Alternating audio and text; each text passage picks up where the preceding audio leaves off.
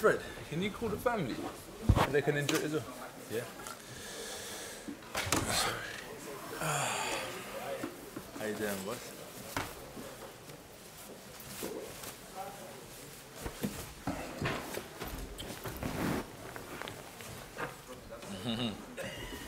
You're good. Good man. Thank you. Just waiting for the belts, but we'll start. Ladies and gentlemen, I think both guys, but obviously Anthony Joshua here deserves a round of applause after. No, I think. no. No, you do.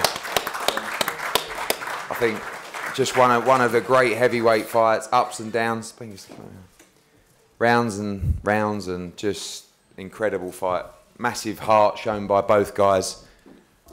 Anthony Joshua is the new IBO, IBF, WBA heavyweight champion of the world. And we're going to open the floor to questions now. Go, yeah. Can you remember what Robert said to you in the corner when you got back at the end of that fifth round? No, was it the fifth or the sixth? The sixth round. Six. Nah, I can't remember what he said to me in that round. I can't remember. What did you say? I can't remember. I couldn't remember. What did you I say? said he can't stay with you. He's Yeah, I going to remember fade. that. He's going to Yeah, fade. I remember that. You But just got to be smart. the key part of what I remembered is I think it was like round 9 when it was, what was it? You got four rounds. We had 4-round fight, rounds. and then he started to come on a little bit, Anthony. Then, and he's seen the home finish, and we fought 9 and 10. He started to really get back into it, and then 11 he got to him. Once he started to hit him to the body, then he slowed right up. So that was good championship rounds, good learning. So I really remember, if anything, those last few rounds when they were saying, stick with it now. This is where you got to start pushing on. And I said, how am I getting on? Am I winning? And they didn't answer, and I thought, all right, cool. This means I've got to step up the gas a bit.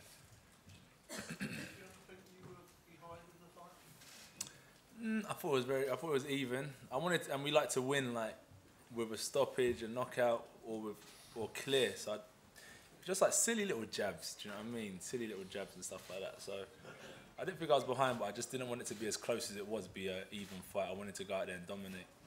Was there ever a point where you thought the mic, please? Oh, sorry. I'm listening. Was there ever a point where you thought, like this too soon? No way. Well, I'm here to fight, man. I'm taking it too soon. If I don't fight Klitschko, everyone's going to be complaining anyway. Do you know what I mean? So it is what it is. That's Anthony's career, though. I think, you know, a lot of the journalists, including yourself, know him. He went to the World Championships as a novice, went to the Olympic Games as a novice, and won the World Heavyweight title as a relative professional novice. While he's young and fresh and he's full of enthusiasm with his ability, it's amazing what you can do. And he's already shown that tonight, and he'll continue to show it because, you know, he has a real belief, and he's got the equalising combinations and power. What are your thoughts at this early stage of that? Put down for the first time and getting up. How do you sort of compute it? As you said, you get up, get knocked down 8 times, you get up 9. That's what life's about. So it just shows, isn't it? If you keep on going, you can come out on top. So I think not just in a fight, it just shows you what life's about.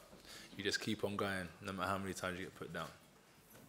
Anthony, can you talk about how fatigued you were after that flurry in the fifth round when you knocked him down? And, you know, that he was able to come back on you. It seemed like you were really trying to get your breath for the next couple rounds. Exactly. You got to be smart in this game. This is a 12-round fight. This ain't like an amateur fight. So I just said to my coach, I said, look, I took a round off, get my breath back, and I'm going to bounce back. That's what I said to him. I got through the round. I said, you're in a bad place now.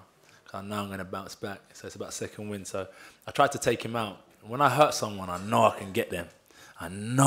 So I was searching, boom, boom, and they were just skimming his face. And it does take a lot of energy out of you to hit someone hard and hurt them. So I just was trying to connect a bit too eagerly. And I used a lot of energy. So what I'd done then is try to recover so I could step up the gas again in the later rounds. And that was kind of the game plan in my mind. So I was definitely tired, but I knew that I could recover and bounce straight back.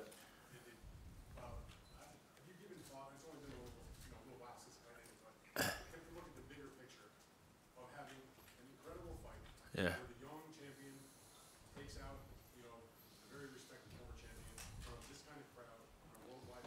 I know what it does for you, but if you found out what it means for the whole sport of boxing and the heavyweight championship fight, even the expectations, the ultra exciting you have a guy with a really bright future. No.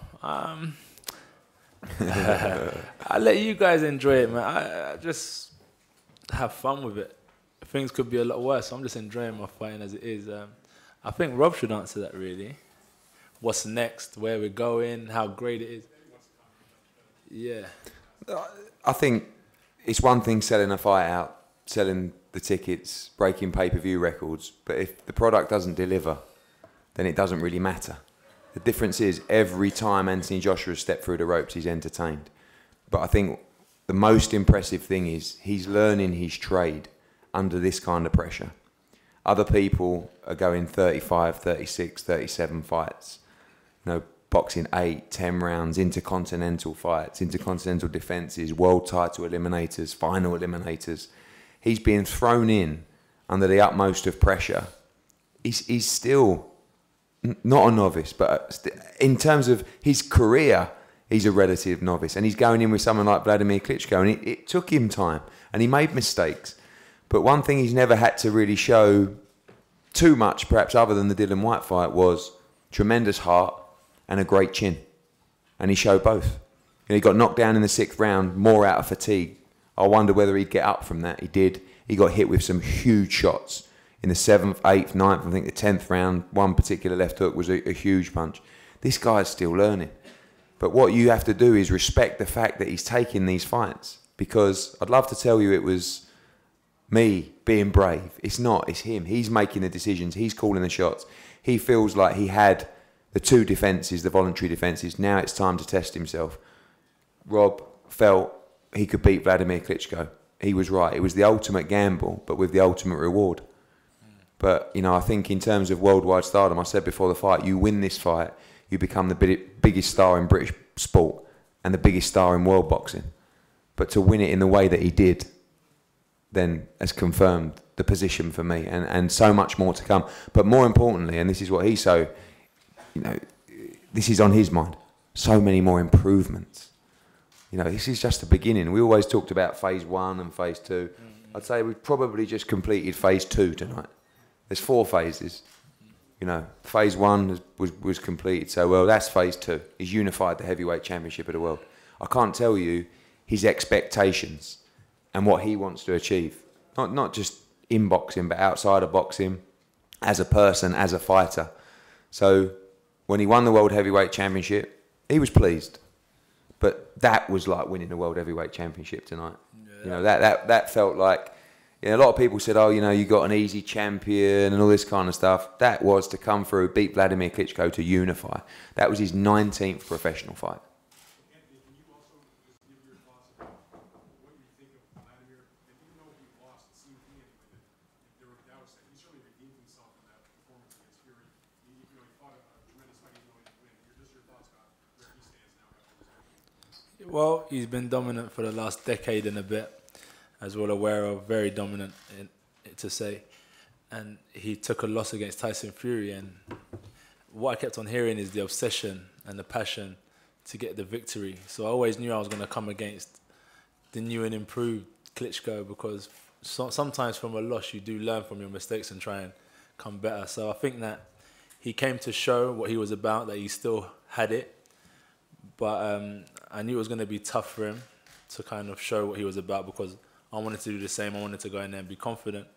But maybe against anyone else in the division, he may have come out on top. As I said, I have the ultimate respect for him of what he's achieved inside and outside of the ring. But I wouldn't mind fighting him again if he wants to rematch, no problem. And well done to him, because he took part. He doesn't have to fight.